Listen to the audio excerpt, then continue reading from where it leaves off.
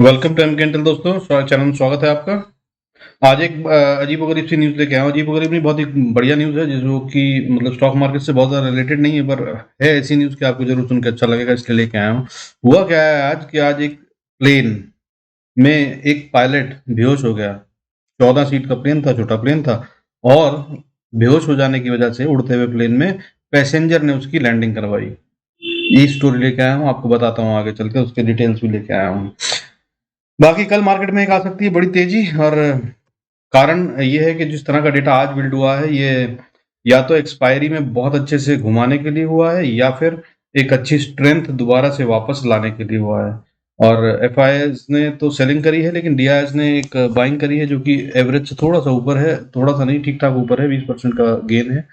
और उसके तहत में देखते हैं कि कल मार्केट में क्या होता है। और आज जैसा बोला था बिल्कुल वैसा ही हुआ। बोला था अगर गैप अप हो गई तो ये फिर नीचे की तरफ जाएगी, नीचे गई, और उसके बाद लेवल बताए थे, वो लेवल्स पे बोला था वहां से वापस आ जाएगी। अगर वहां गई तो वो बहुत अच्छी सपोर्ट है, तो इसने 15,900 को नहीं तोड़ा, और 15,900 950 मैंने बताया था, उस वहां से वापस घूम गई।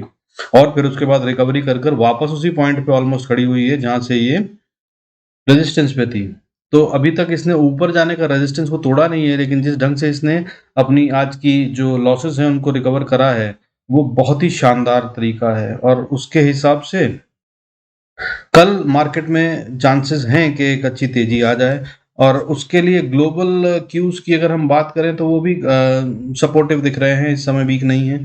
और फेड की मीटिंग भी एक अच्छे नतीजे ला सकती है, या फिर ये एक ट्रैप है कल के एक्सपायरी के लिए। और कल मार्केट भयंकर रूप से दोनों तरफ के मूव देकर एक्सपायरी के अंदर प्रीमियम खत्म कर देगी। हालांकि वॉलेटिलिटी आज बढ़ रही थी, जिसकी वजह से उम्मीद ये है कि मूव बढ़ा आएगा और साइडवेज नहीं रहेगी मार्केट। तो आज हुआ क्या, आज निफ्टी जो है वो बंद हुआ है 16,167 पर, 16,167 पर, 72.95 पॉइंट्स डाउन, यानी कि लगभग 73 पॉइंट्स डाउन, 0.45%। कल बंद हुआ था 61.8 पर पॉइंट डाउन, और आज 73 पॉइंट डाउन। तो बहुत थोड़ा थोड़ा गिरी है मार्केट आज निफ्टी की बात करें तो। हालांकि बैंक निफ्टी जो है ये 207 पॉइंट ऊपर बंद हुआ है। कल क्लोज जो हुआ था आज 210 पॉइंट ऊपर बंद हुआ है, कल 207 पॉइंट ऊपर बंद हुआ था। कल जो बंद हुआ था ये 34,482, 34,482 पे बंद हुआ था, और आज 34,693 पे बंद हुआ है।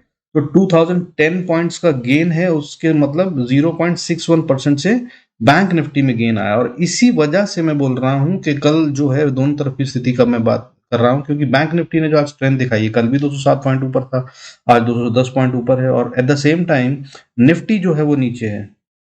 तो अब ये जो चल रहा है ये कुछ दिन चलेगा ऐसा मुझे लग रहा है, क्योंकि बैंक निफ्टी को बहुत टाइम से स्ट्रेंथ दिखानी थी, नहीं दिखाई थी। हो सकता है बैंक निफ्टी अब स्ट्रेंथ दिखाए, और मार्क अगर बैंक निफ्टी बढ़ेगा, फाइनेंशियल्स बढ़ेंगे, तो निफ्टी भी बढ़ सकता है।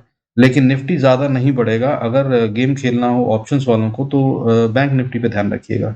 मूवमेंट जो आएगा वो बैंक निफ्टी में आएगा, या मैं गलत कह रहा हूं, आपसे ये नहीं कहना चाहिए, ये कहूंगा कि मूवमेंट दोनों तरफ आएगा, लेकिन टैप करना बैंक निफ्टी में ज्यादा बेटर और आसान होगा, क्योंकि वो डायरेक्शनल हो सकता है, जबकि निफ्टी दोनों तरफ जिगजैग चल सकती है। तो आज जो है एडवांसेस, क्योंकि देखिए आज निफ्टी जो है वो गिरी है 60 मतलब 72 पॉइंट्स, और 72.73 पॉइंट्स गिरने का मतलब कितने शेयर गिरे होने चाहिए आज। आज 1595, लगभग 1600 शेयर्स जो हैं वो गिरे हैं, और 353 शेयर्स उठे हैं। उसका मतलब ये है कि बहुत बड़ी गिरावट आनी चाहिए थी, हालांकि नहीं आई। इसका खेल जो मैं रोज बताता हूँ वो बताऊंगा आपको आगे चलकर, उसके तहत में आपको मालूम पड़ेगा कि कौन कौन से शेयर हैं जिसको मैनेज किया गया है, और उसकी वजह से ये आज इतना कम गिरे हैं। आइए चलते हैं आगे। तो आज की जो टॉप न्यूज़ है, सबसे पहले मैं वो बता दूं आपको, जो मैंने बताया था कि आज एक एयरप्लेन जो पैसेंजर था वो प्लेन को लैंड करवाया उसने, क्योंकि पायलट बेहोश हो गया था। तो ये हुआ क्या, हुआ ये कि फ्लाइट ने टेक ऑफ करा। टेक ऑफ कहाँ से करा, बहामास से, अमेरिका में बहामास से, और जा रही थी फ्लोरिडा।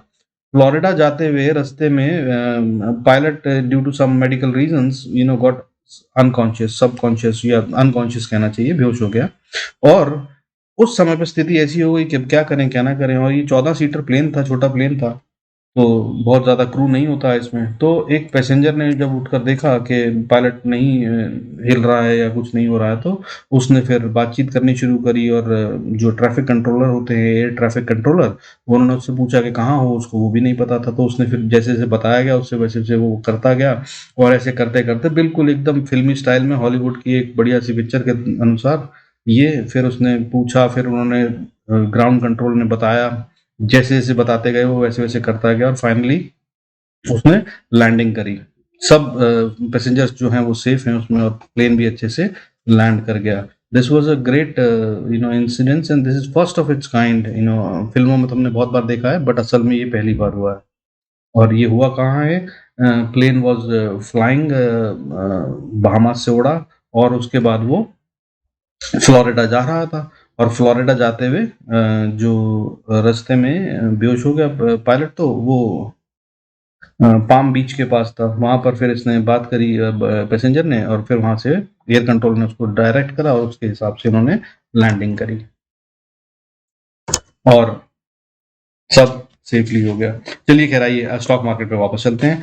तो आज जो है भाई एप्पल जो है उन्होंने डिसकंटिन्यू कर दिया है क्या अपना आईपॉड। आईपॉड को उन्होंने बंद कर दिया है। ये 20 साल पहले उन्होंने लॉन्च करा था, काफ़ी सक्सेसफुल रहा और सब लोगों ने यूज़ करा। आई एम श्योर आप लोगों ने भी शायद करा होगा। काफ़ी गाने मैंने भी एक टाइम पे सुने हैं, रिकॉर्ड करे हैं और ये अब डिसकंटिन्यू कर दिया है एप्पल ने। Further, India's oil companies entered in a long-term purchase agreement for upcoming dedicated ethanol plants across India। मतलब जितनी भी वो शुगर वाली कंपनियां हैं वो एथेनॉल बनाएंगी और एथेनॉल बनाकर वो किसको बेचेंगी? ऑयल कंपनीज को। ये गवर्नमेंट के डायरेक्टिव के अनुसार एक कॉन्ट्रैक्ट हुआ है जिसके तहत में ये सारा एथेनॉल उन्हीं कंपनीज को दिया जाएगा जो ऑयल कंपनीज हैं, ताकि इसकी मिक्सिंग हो सके पेट्रोल में, जिसकी वजह से हम अपना जो इम्पोर्ट ऑफ द ऑयल है उसको रिड्यूस कर सकें। गवर्नमेंट ने आगे अपना जो target for achieving 20% of blending by 2025 था, उसमें काफ़ी अच्छी एडवांसमेंट करी है और काफ़ी आगे बढ़ गए हैं। आज इन्होंने अपना टारगेट एक ओवर अचीव करा है। Further all EV company submitted A grade cells for batteries for testing purpose. ऐसा कहा है रिपोर्ट में, जो स्कूटरों में आग लग रही थी उसके तहत में वो इन्वेस्टिगेशन जो हुई उसका रिजल्ट ये आया है कि सभी जो भी कंपनियां थी इलेक्ट्रॉनिक व्हीकल वाली, वो जो टेस्टिंग के लिए सेल देती थी वो तो ए ग्रेड होते थे, लेकिन शायद वो ये यूज़ नहीं करती थी जब वो प्रोडक्शन में लाती थी और उसकी वजह से वो सब स्कूटरों में आग लग रही थी। और इस पे अभी आगे संज्ञान लिया जा रहा है और देखते हैं क्या होता है। Further government considering to give 5G spectrum to MTNL BSNL merge entity as a equity infusion. तो गवर्नमेंट जो है वो 5G का स्पेक्ट्रम, अभी तक तो 4G भी लॉन्च नहीं हुआ MTNL और BSNL का, लेकिन उनको वो दे रही है 5G स्पेक्ट्रम, ऐसा कहा जा रहा है। अभी ये कुछ मेमोरेंडम या कोई नोटिस नहीं आया है, but this is a talks and this is what is in discussion. So it has been expected that government will probably give them 5G spectrum और उसके बदले में उनकी हिस्सेदारी उस कंपनी में बढ़ जाएगी। फर्दर पेट्रोलियम मिनिस्टर ने uniform base price mechanism issue करा है for city gas distribution companies, जिसके तहत में सारी सिटी के all city gas companies, gas distribution companies will get the natural gas on uniform base price. अभी अलग अलग रेट अलग अलग जगह पे होते थे, उसको उन्होंने रोककर एक यूनिफॉर्म प्राइस पे ही दिया जाएगा। उसके तहत ये एक्ट कर रहा है, ये नोटिस निकाला है या ये नया रूल बना दिया है। और इसके तहत में गेल है, गेल इंडिया जो ये करती है सप्लाई, तो वो कंपनी को आप देख सकते हैं, कुछ शायद उसको फायदा या नुकसान होगा, एक अच्छी मूवमेंट आ सकती है, चाहे तो आप टैप कर सकते हैं। फर्दर FIIs ने आज सेलिंग करी है 3609.35 करोड़ की और DIIs ने बाइंग करी है 4181 करोड़ की। तो 4100 करोड़ की, 181 करोड़ की, 4200 मान सकते हैं, 200 करोड़ की बाइंग करी है DIIs ने आज, जो कि कल से लगभग 1100-1200 करोड़ एक्स्ट्रा है। और FIIs ने जो सेलिंग करी है वो 3609 करोड़ की करी है, 3609 करोड़ की, जो कि कल से लगभग 300-350 करोड़ कम है। तो इस वजह से मार्केट में ये स्थिति बनी है और इसलिए मैं ये बोल रहा हूँ कि FIIs ने आज सेलिंग क्यों कम करी है 300 करोड़ की, पता नहीं। ये कल ज़्यादा बड़ी करने वाले हैं क्या, हो सकता है। डीआईएस ने आज ज्यादा बाइंग करी है तो कल क्या कर पाएंगे इज अ क्वेश्चन। इसलिए दोनों तरफ के मूव आने के चांसेस हैं, या फिर इसके बीच में लॉक हो जाए, दोनों को फायदा हो जाएगा। कल जो मैंने डेटा एनालाइज करा था उसके तहत में एफआईआईज ने पुट साइड पे, मंथली पुट साइड पे ऑप्शंस के अंदर अपनी पोजीशंस को बढ़ाया था, अच्छा खासा बढ़ाया था। यानी कि महीने के एंड में ये गिराने वाले हैं, बट कल के लिए डेटा जो बता रहा है उसके मुताबिक एक अच्छा मूव आ सकता है जो कि अपसाइड का होगा, और उस अपसाइड को अगर आप चाहें तो टैप कर सकते हैं। वैसे कल एक्सपायरी है वीकली, जो कि खतरनाक होती है, सावधानी से खेलिएगा। तो एफआईआईज ने आज के डेटा के अनुसार, और जो मंथली डेटा बन रहा है वो 23,665 करोड़ की सेलिंग कर दी है अब तक मई के महीने में, जो कि बहुत ज़्यादा है। फर्दर डीआईएस ने उसके अगेंस्ट में बाइंग करी है 18,750 करोड़ की इन मंथ ऑफ में। और साल भर की फिगर देखें तो जनवरी से लेकर अब तक 1,94,665 करोड़ की सेलिंग कर चुके हैं एफआईआईज, जिसके अगेंस्ट में डीआईएस बाइंग कर चुके हैं 1,53,282 करोड़ की। फर्दर कौन कौन से शेयरों में क्या क्या खेल हुआ वो देख लेते हैं। जैसा कि मैंने बताया 353 शेयर थे सिर्फ जो बढ़ रहे थे, और 1595 शेयर यानी कि लगभग 1600 शेयर गिर रहे थे। तो बढ़ने वाले शेयर जो निफ्टी पे असर डालते हैं उनमें एचडीएफसी बैंक और एक्सिस बैंक और इंडसइंड बैंक और ICICI bank, Tata power, HDFC, ये सब बढ़ाए गए हैं। कितने कितने बढ़े हैं? एचडीएफसी बैंक 0.56% बढ़ा है, एक्सिस बैंक 1.91% बढ़ा है, इंडसइंड बैंक 1.38 बढ़ा है, 38% बढ़ा है, आईसीआईसीआई बैंक 0.41% बढ़ा है, टाटा पावर 1.96% बढ़ा है। और पावर सेक्टर में तो कल बहुत गिरावट आई थी तो उसकी रिकवरी हुई है। एचडीएफसी बेसिक जो है 0.81% बढ़ा है, एसआरएफ 5.73% बढ़ा है, एसबीआई 0.28% बढ़ा है, गुजरात गैस 5.99% बढ़ा है। और इसी तरह गिरने वाले शेयरों में जो हैं वो बड़ा वाला आज जो शेयर जो गिरा है वो इंडिया बुल हाउसिंग है। आई बुल हाउसिंग जो है वो 20.52% गिरा है, more than 20% it has dipped, deep dived. And Infosys जो है उसने 1.69% की गिरावट दिखाई है, 1526 बंद हुआ है 26 रुपए की गिरावट के साथ। टाटा मोटर्स 0.92% गिरा है, और बजाज फाइनेंस 2.05% गिरा है। टाटा पावर 3.41% गिरा है, और ये कई दिन से गिर रहा है। माफी चाहूंगा, टाटा पावर नहीं गिरा है, सॉरी। इन्फोसिस 1.10% गिरा है। रिलायंस बिग कंट्रीब्यूटर जो मार्केट को बड़ा वाला हिस्सा है वो गिरा है आज मोर देन 1%, और ये लगभग पिछले एक हफ्ते से लगातार गिर रहा है।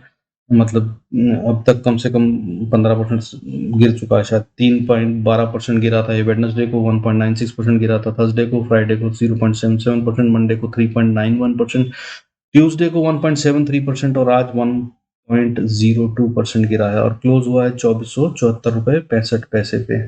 फर्दर बहुत सारे शेयर हैं जो गिरे हैं, बड़े बड़े वाले हैं जो, वो जीएनएफसी है 13.86%, डिक्सन टेक्नोलॉजीज, मदरसन सुमी, चंबल फर्टिलाइजर्स, कैनफिन होम, एल&टी टेक, आरबीएल बैंक, सिंजिन, ये सारे के सारे शेयर जो हैं 4% से ज्यादा गिरे हैं।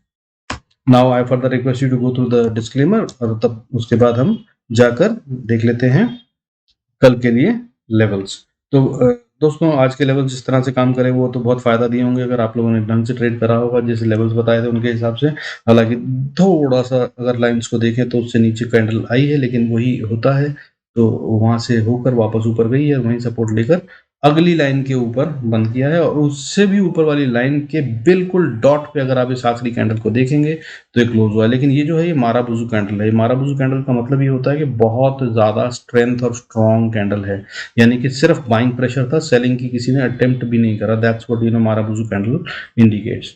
और ये जो आखिरी 1 घंटे की कैंडल बनी है निफ्टी में, वो ये माराबुजू कैंडल बनी है। That is why I am saying that कि ये ऊपर जाने के चांसेस हैं। अदरवाइज बाकी ट्रेंड तो नेगेटिव है, मैंने बताया आपको, उसके हिसाब से कल के ट्रेड देखिएगा। ऊपर से कल एक्सपायरी है, so high volatility is expected, well expected. तो आइए लेवल्स देख लेते हैं।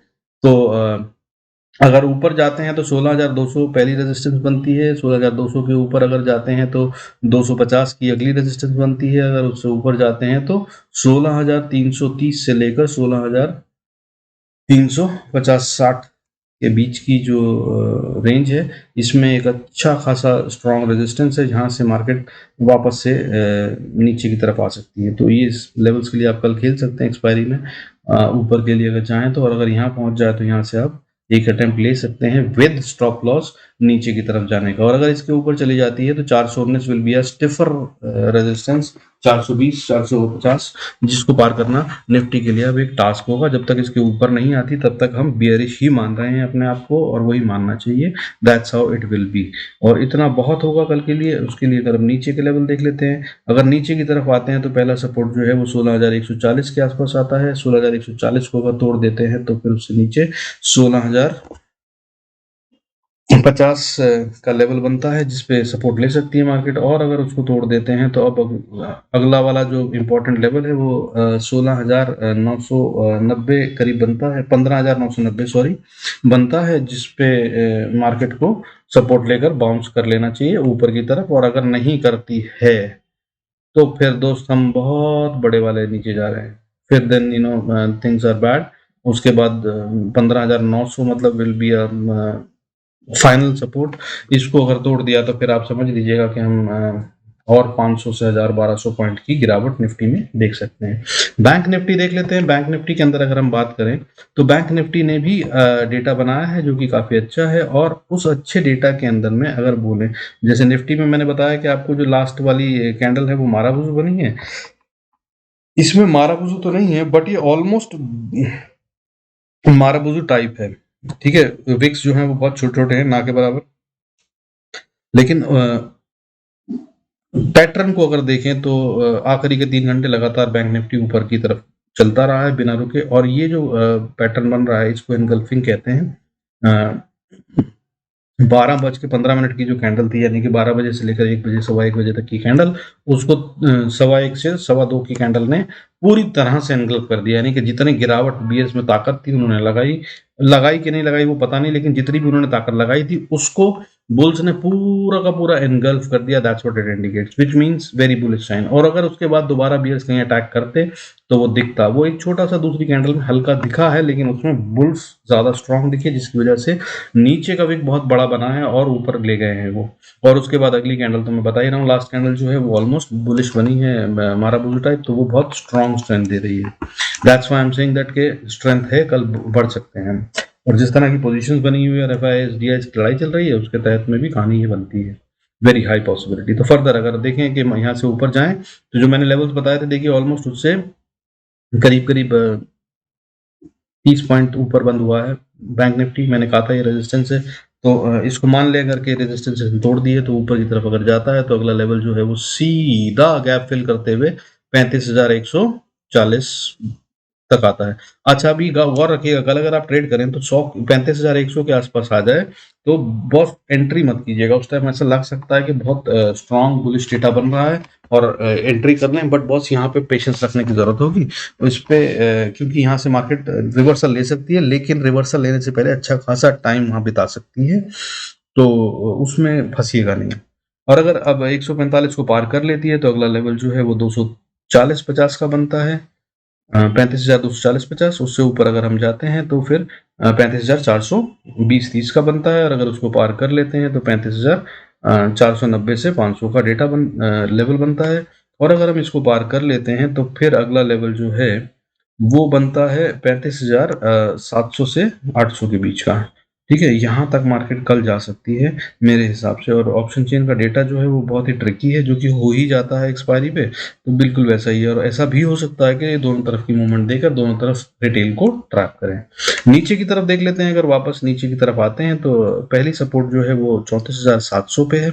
700 को अगर ब्रेक कर देते हैं तो एक बहुत अच्छी और स्ट्रॉन्ग सपोर्ट है 34,450-60 पे। ठीक है, इसको ब्रेक नहीं करना चाहिए बैंक निफ्टी को। अगर इसको ब्रेक नहीं करता है तो ये वापस ऊपर की तरफ जा रहा है और हम फिर से स्ट्रेंथ में आ सकते हैं। लेकिन बड़ी बात यह है कि आज इसने अपने 2 दिन के हाई को, जहां से गिरा था, गैप डाउन करा था, उसको ये पार नहीं कर पाया है, बिल्कुल डॉट उसी पे क्लोज हुआ है।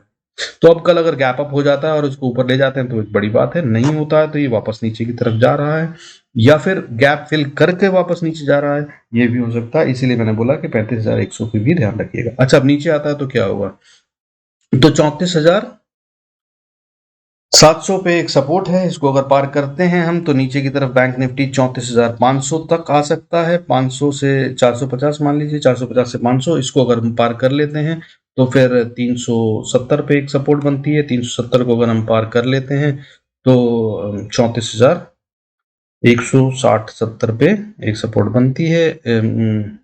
150 से 170, इसको अगर हमने कोशिश, और बहुत हाई प्रोबेबिलिटी कि यहाँ पे आकर बैंक निफ्टी सपोर्ट ले ले, और अगर नहीं लेता है तो अगला लेवल होगा 34,000 का। 34,000 पे बैंक निफ्टी को सपोर्ट ले लेनी चाहिए। अगर वहां भी सपोर्ट नहीं लेता है तो दोस्त इसका मतलब ये है कि फिर बियरिश ट्रेंड जो है और स्ट्रांग हो गया और अब हम इसके और नीचे की तरफ जा रहे हैं। इसके बाद फिर 34,900, अगर 34,850 को ब्रीच कर दिया बैंक निफ्टी ने तो फिर मतलब हम 32,000 34,000 तो आराम से, मतलब 32,000 तक के गेट खुल गए हैं। 34,000 मैंने बोला था वो तो आ ही जाएगा, वो तो आज आ ही गया था इनफैक्ट। और कल फिर उसके आगे हम 32,000 की दौड़ में शामिल हो जाएंगे, ठीक है।